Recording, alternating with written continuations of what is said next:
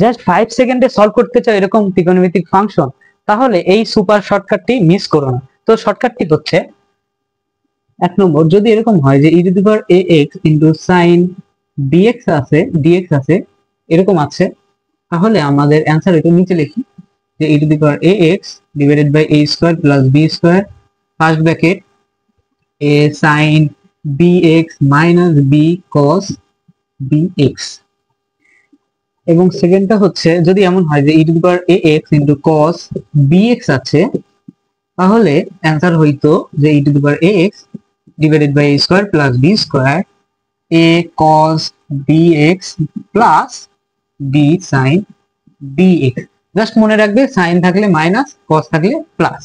এখন আমরা এই দুইটা ম্যাথ এই ট্রিক্স দিয়ে সলভ করব। তো প্রথমটা হইতেছে e⁴x cos x dx, তাহলে বসাই।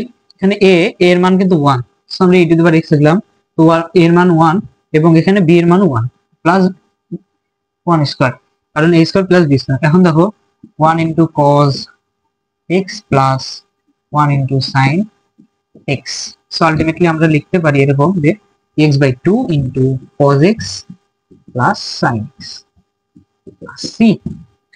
এবং সেকেন্ড ম্যাথটা হচ্ছে e⁴x sin x dx, এটাকে আমরা লিখতে পারি e⁴x নিচে 1 স্কয়ার প্লাস 1 স্কয়ার এবং 1 sin x minus 1 cos x plus c।